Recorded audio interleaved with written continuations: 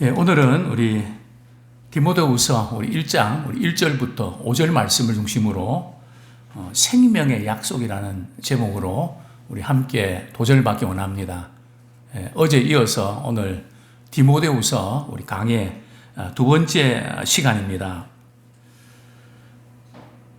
먼저 바울은 자신이 사도가 된 그런 기원이 언제인지 또 사도가 된 목적이 뭔지 이것을 밝히고 있습니다.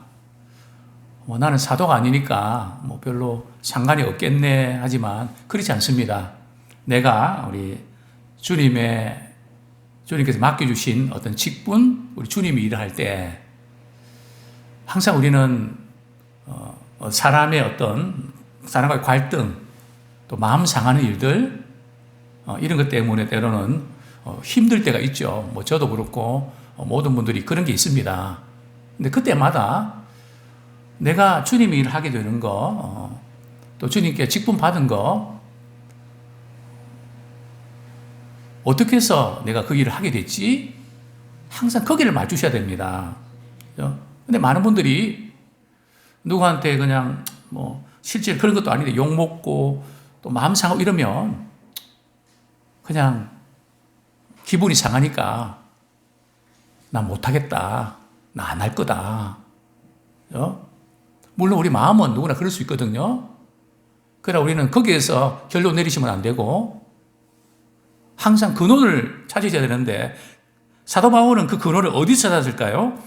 디모데후서 1장 1절 말씀 같이 읽겠습니다. 시작. 하나님의 뜻으로 말미암아 그리스도 예수 안에 있는 생명의 약속대로 그리스도 예수의 사도된 바울은 누구의 뜻으로 사도가 됐다고요? 하나님의 뜻으로.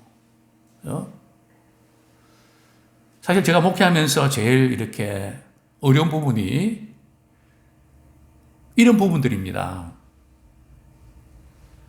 그것이 하나님의 뜻이니?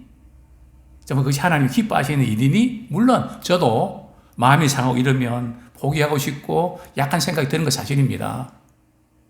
그러나 항상 물어봐야 되거든요. 그렇게 하는 것이 하나님의 뜻이니? 때로는 어렵고 힘든 일이 생기면 우리는 그것 때문에 자꾸 흔들 때가 많단 말이죠. 그때마다 우리는 하나님이 필요해서 내게 이 일을 맡기셨고 또 몸된 교회에 보내셨는데 하나님의 뜻대로 됐잖아. 근데 왜 누가 결정할 때는 네 마음대로 하는 거니? 제가 여러 번 말씀드렸습니다. 여러 가지 사정 때문에 교회를 옮길 수가 있는데요. 우리가 마음 상해서 옮기는 이런 일들은 사실은 이제 한국 교회가 좀 지양을 해야 됩니다. 우리는 거기에서 그것 때문에 결론 내는 것이 아니라 우리의 사명 때문에 또 믿음의 본질 때문에 항상 거기에 초점 맞추는. 그래서 제가 늘 물어보죠. 항상 목회자는 지금도 제가 이제 목회한 첫 때부터 지금까지 그분들을 위해서 기도합니다. 물론 매일 기도하지 않지만 생각날 때 기도하죠. 또 제가 못한 것 때문에 회개도 합니다. 그래서 늘 이렇게 물어보면 하나님의 뜻대로 그렇게 하는 분들이 있을까요? 있겠죠. 근데 제가 이렇게 목회 30년 하면서 말은 하나님의 뜻인데 기도해봤다고 했는데 아닌 것 같아요. 물론 제가 만난 사람이 한정돼서 그랬는지 모르겠지만 비슷비슷하지 않을까요? 다시 한번 우리 하나님이 가라 하면 가고 있으라면 있고 항상 우리의 초점은 항상 하나님의 뜻으로 말미암아 결정짓고 움직이는 그런 우리가 되기 원합니다. 그리고 목적이 뭘까요? 우리가 직분자가 되고 이제 신앙의 오랜 경륜을 우리 갖게 되는데요. 신앙생활의 목적, 그죠? 내가 직분을 받는 목적이 뭘까요? 그리스도 예수 안에 있는 생명의 약속대로 즉 예수님이 십자가를 지시고 부활하심으로 그분을 믿는 자들에게는 생명을 약속해 주셨습니다. 신앙은 일이 아니고요. 내게 있는 생명을 내가 누리고, 오늘 불렀던 우리 찬양, 항상 저는 키워드를 가지고 찬양곡을 선정하거든요. 오늘은 두 가지 키워드입니다. 첫 번째 키워드는 생명, 두 번째는요, 믿음. 즉 우리의 신앙은 생명에 대한 약속입니다. 하나님께서 믿는 자에게 구원을 주시겠다고 약속하셨습니다. 자, 신앙이 뭔가? 많은 분들은 복 받는 비결이라 그러고, 또 예수 믿고 죽으면 천국 간다. 물론 맞습니다. 근데 그러나 그 신앙이라고 하는 것은 굉장히 좁은 범위고요. 본질적인 것은 뭘까요? 우리 갈라디아서 3장, 제가 참 좋아하는 말씀입니다. 나는 왜 이렇게 잘 안 돼? 왜 이렇게 꼬여? 왜 자꾸 문제가 생겨? 이런 분들에게 저는 이 복음의 확실한 메시지를 이렇게 짚어주고 나는데요. 예, 갈라디아서 3장 13절, 14절. 같이 한번 읽겠습니다. 시작. 그리스도께서 우리를 위하여 저주를 받은 바 되사 율법의 저주에서 우리를 속량하셨으니 기록된 바 나무에 달린 자마다 저주 아래 있는 자라 하였습니다. 이는 그리스도 예수 안에서 아브라함의 복이 이방인에게 미치게 하고 또 우리로 하여금 믿음으로 말미암아 성령의 약속을 받게 하려 함이라. 이게 이제 생명의 약속은 뭔가 말이죠. 아브라함 때부터 하나님께서 아브라함을 이렇게 통해서 믿는 많은 사람들에게 구원을 주시겠다고, 생명을 주시겠다고 약속을 하셨습니다. 그 예수님이 오셔서 그 생명의 약속이 이루어졌거든요. 우리는 그 이루어진 것을 경험하며 살고 있습니다. 이 성령의 약속, 생명의 약속이 뭔가 하면 예수님이 우리 대신 십자가 지심으로 우리가 죄 때문에 받아야 될 저주를 말이죠. 누가 받으셨다고요? 예수님이 대신 받으셨단 말이죠.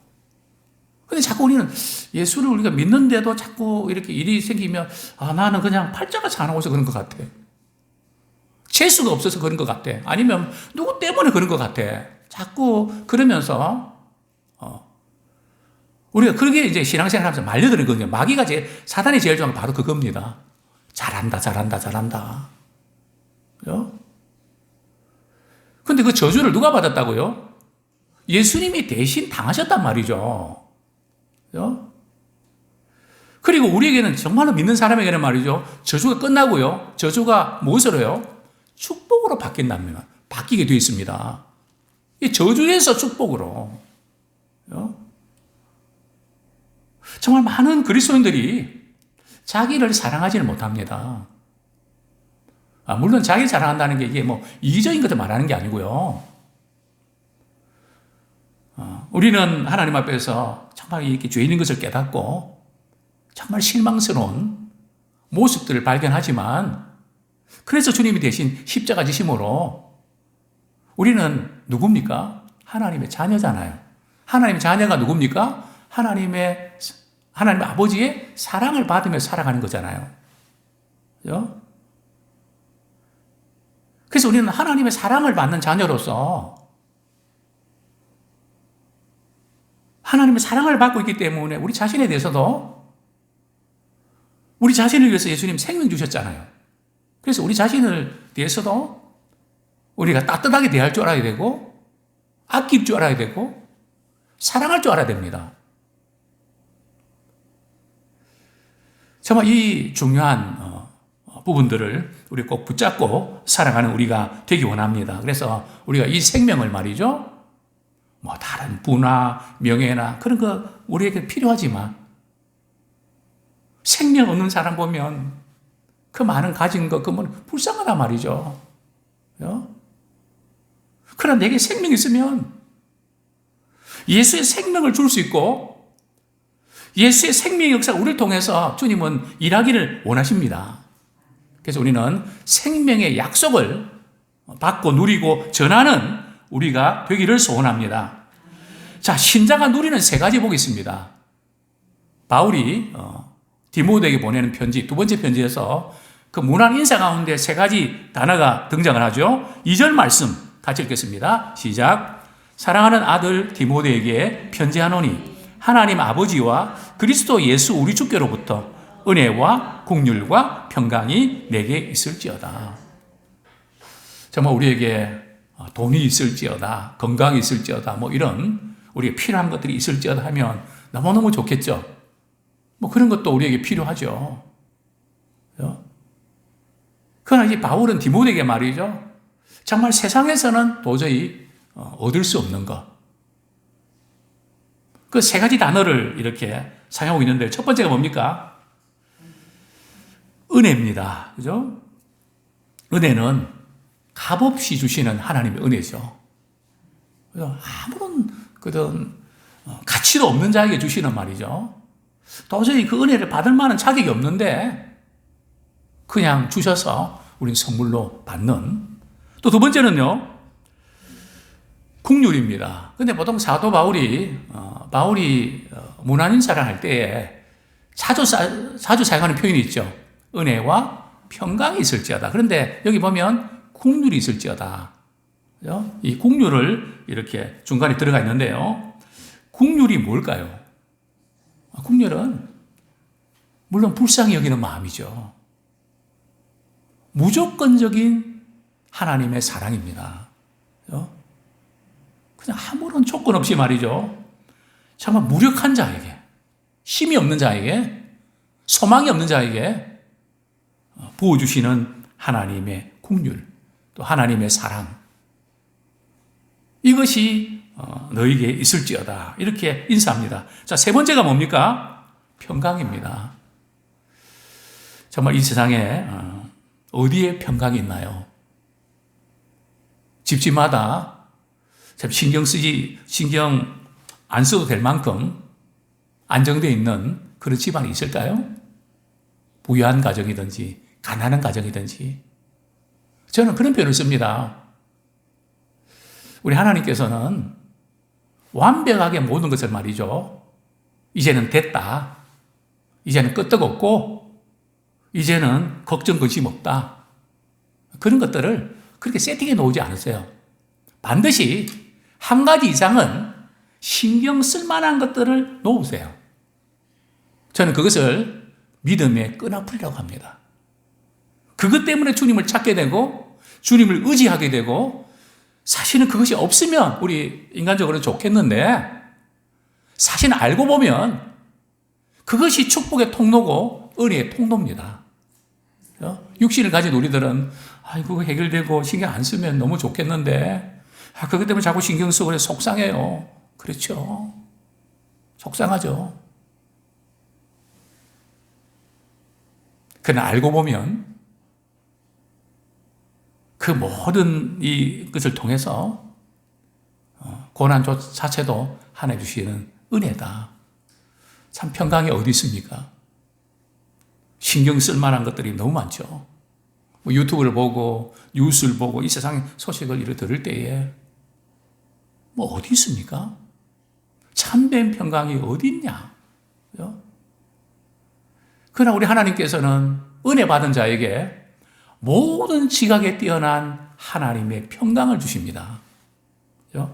안식이 없는 자에게 주어지는 하나님의 평강. 정말 저는 이전에 월요일부터 토요일까지와 주일이 너무너무 비교가 됐습니다. 물론 사실은 좀 같아야 좋은데 교회 와서 찬양 드리고 예배 드리면 그 안식 그거 말로 표현할 수 없는. 왜냐하면 고민도 하고 갈등도 하고 이래 살아서 뭐하냐 생각도 복잡하고 힘이 없고 이런데 교회 와서 말씀 듣고 찬양 드리고 맛있는 밥도 먹고 교회 안에서 세상에서 발견할 수 없는 이 평화. 저는 그것이 너무 좋아서 어쩌면 목회자가 됐다 과언이 아닙니다. 물론 구원의 의리가 너무 컸죠. 참 이 안식, 평강. 그렇습니다. 바울은 이 세 가지 이 축복을 이렇게 축복으로 인사합니다. 먼저 참 디모데의 믿음을 이렇게 보면 거짓이 없는 믿음이라고 바울은 칭찬을 합니다. 저는 그 거짓이 없는 믿음을 좀 적극적으로 긍정적으로 신실한 믿음이라고 표현했습니다. 제가 좋아하는 목회자, 제가 좋아하는 어떤 사람과의 관계, 어떤 것일까요? 신실입니다. 그분이 얼마나 신실한가. 이 신실하는 뜻은 신뢰가 간다는 거거든요. 믿음이 간다는 겁니다. 그래서 믿는 사람은 신실한 겁니다. 그리고 이전에 성경은 미쁘다 그랬죠. 우리 하나님은 미쁘신 분이거든요. 신실한 분이십니다. 그래서 믿음의 사람들도 다른 건 몰라도 신실해야 됩니다. 그런데 그 신실한 믿음은 어떻게 형성될까요? 신실한 믿음은 그냥 인스턴트처럼 그렇게 되는 게 아니고요. 즉석에 되는 게 아니고 오랜 시간에 걸쳐서 보고 듣고 경험하면서 형성되는 겁니다. 저는 목회를 하면서 이렇게 오랫동안 신앙생활을 했는데 신실한 믿음을 가진 분들 찾기가 쉬울까요? 어려울까요? 신앙생활을 몇십 년을 했는데 물론 신실한 믿음이라는 것은 부족한 것이 없고 그런 게 아니고요. 우린 다 부족하죠.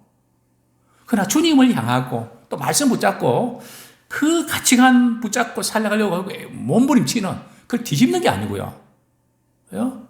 항상 그걸 그 성경의 기준에서 말이죠. 주님을 닮아가기 위하여 항상 거기 붙잡고 그 중심을 붙잡고 살아가는 사람.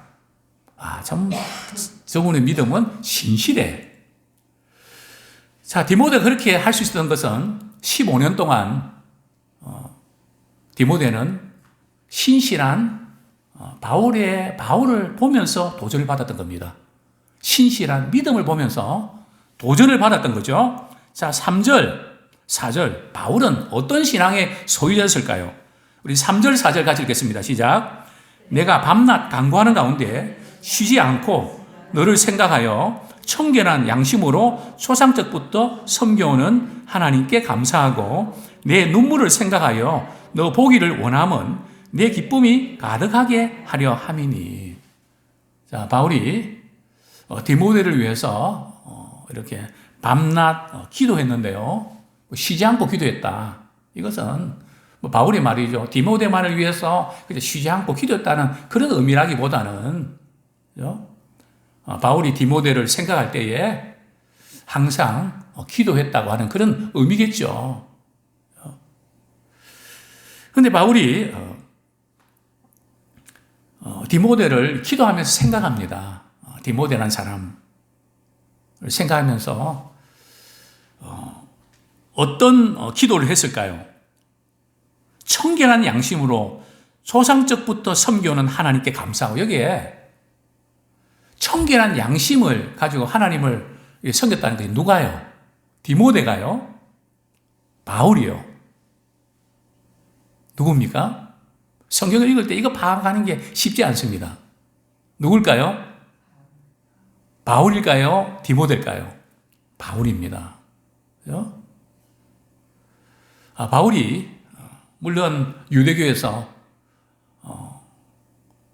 참 이 바리새파, 그죠? 율법을 지키려고 애를 쓰고 그렇게 신앙교육을 받아왔는데 담에서도 부활하신 주님 만나고 그는 변화됐죠. 그죠? 그러면서 그는 이렇게 표현합니다. 청결한 양심. 그죠? 이전에 말씀드렸죠. 우리의 신앙과 양심은 연결되어 있다고요. 이런 말이 맞을까요? 아무개는 신앙은 참 좋은데 양심은 없는 것 같아. 그죠? 양심은 불량인 것 같아. 그게 맞을까요? 아닙니다. 양심이 불량이면 신앙도 없는 겁니다. 그죠?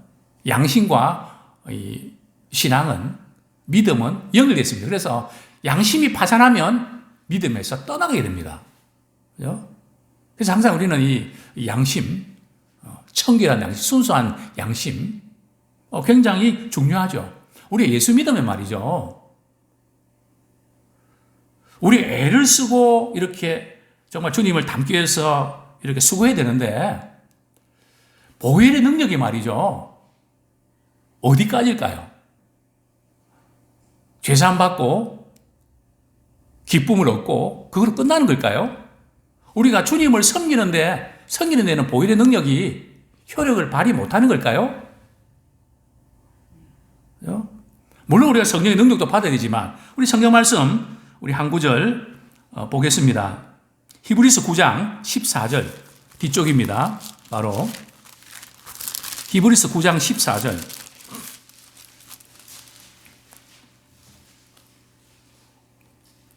시작. 하물며 영원하신 성령으로 말미암아 흠없는 자기를 하나님께 드린 그리스도의 피가 어찌 너희 양심을 죽은 행실에서 깨끗하게 하고 살아계신 하나님을 섬기게 하지 못하겠느냐.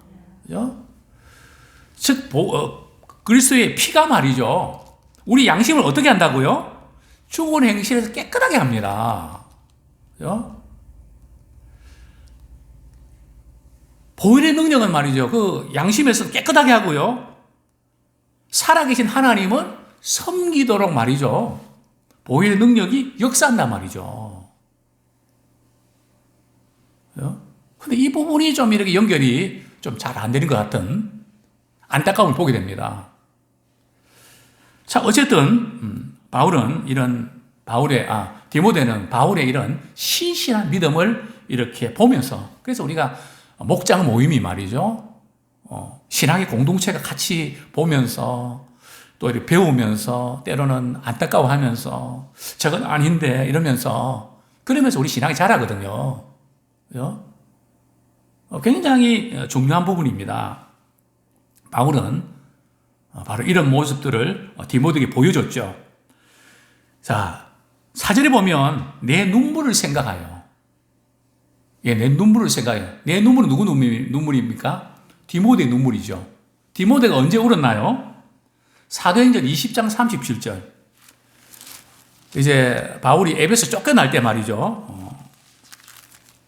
같이 이제 성도들 같이 우는데요. 사도행전 20장 37절. 같이 한번 읽겠습니다. 시작. 다 크게 울며 바울의 목을 안고 입을 맞추고, 이제 에베소에 있는 장로들과 더불어서 이렇게 이별하는, 또 이제 이별이 다시 볼 수 있다고 하는 이별이 아니라 마지막이다. 이제 작별하는, 이제 이 세상에서는 이렇게 다시 볼 수 없는 아마 그런 순간이었죠. 그리고 이제 바울은, 디모데는 말이죠. 에베소 교회를 사역하게 되는 거거든요.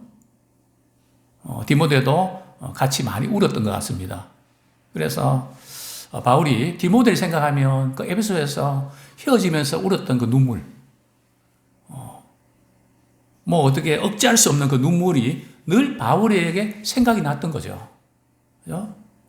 사실 저는 목회하면서 하나님 그렇게 기도해서, 하나님, 제가 언젠가는 은퇴하고 이제 교회를 사임할 텐데 저는 이런 관계가 되면 좋겠습니다. 저를 위해서 울어줄 수 있는 분이 몇 명인가? 좀 울어주시면 좋겠습니다. 네. 정말 가장 가치 있는 관계 아닐까요? 눈물과 사랑의 관계. 눈물로 얽혀진 관계는 보고 싶은 관계입니다. 아무개가 참 보고 싶다. 만나면 참 좋겠는데, 참 목회자와 성도 관계, 성도와 성도 관계 그런 것 같습니다. 우리가 자녀들 또 흩어져 있는 식구들 늘 보고 싶죠. 그러나 우리 믿음을 가진 사람들의 한두 번 못 보고 그럴 때 보고 싶은 것은 비교가 안 됩니다. 안 그런가요? 왜냐하면 연결되어 있으니까요. 지체니까요. 그래서 만나면 너무너무 반가운 겁니다. 자, 그 다음에 끝으로요. 우리 5절 말씀, 어떻게 디모데가 신실한 믿음이 형성될 수 있었을까요? 자, 우리 5절 말씀 읽고 말씀 맺겠습니다. 시작. 이는 내 속에 거짓이 없는 믿음이 있음을 생각합니다. 이 믿음은 먼저 내 외조모 로이스와 내 어머니 유니게 속에 있더니 내 속에도 있는 줄을 확신하노라. 자, 디모데가 이런 거짓이 없는 믿음, 거짓이 없는 믿음은 그냥 이렇게 겉과 속이 다른 그런 믿음이 아니라 참 깨끗한 믿음, 거짓말 할 줄 모르는 믿음, 그죠? 순전한 그런 믿음. 그것을 누굴 통해서 배웠다고요? 외할머니하고 또 어머님을 통해서 보고 자랐단 말이죠. 그것을 그대로 이렇게 배우고 형성됩니다. 그래서 정말 신앙은 보는 게 중요합니다. 봐야 배우거든요. 그래서 우리는 보여줘야 되고 또 우리 자녀들이 그런 믿음을 가질 수 있도록 해줘야 됩니다. 아무쪼록 참 이 어두워져가는 세대에 정말 신실한 믿음의 사람 되기 원하고 또 우리 자녀와 우리 손주들과 또 우리 주변에 있는 그런 영향을 끼치는 우리가 되기 원합니다. 흘려보내는. 저는 제일 감동을 받는 것은 저를 만난 모든 분들은 제가 이렇게 섬기려고 애를 쓰고 또 신실하게 이렇게 관계를 유지하려고 애를 씁니다. 근데 다는 아니지만은 어떤 분들은 그거 아는 것 같아요. 목사님, 왜 저한테 이렇게 잘해줍니까? 물어봅니다. 그럼 제가 대답을 안 하죠. 저는 압니다. 목사님의 그런 면들 저도 흘려보낼 겁니다. 저도 그렇게 할 겁니다. 완전 감동입니다. 정말 이렇게 주님을 사랑하고 우리가 섬기는 귀한 우리 만남 주셨는데요. 우리 믿음으로 끝내지 말고 우리 자녀들, 손주들, 우리 주변에 있는 분들 참 신실한 믿음이 뭔지 보여주는, 저는 늘 그 생각합니다. 우리 한 분 한 분이 얼마나 소중하고 얼마나 귀한지.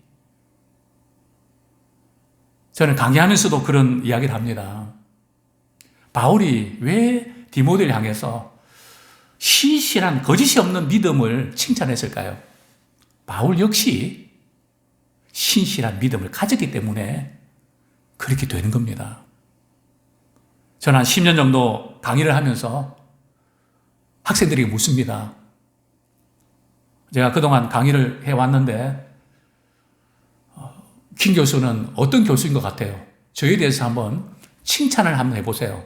그럼 이야기합니다. 항상 미소를 잃지 않고 인자하고 이런 표정이 밝고 그렇게 이야기합니다. 제가 이렇게 이야기하죠. 그렇게 봐줘서 고맙다고. 그러나 그게 보이는 것은 내 안에 그것이 들어있는 거라고. 그래서 그게 보이는 거라고.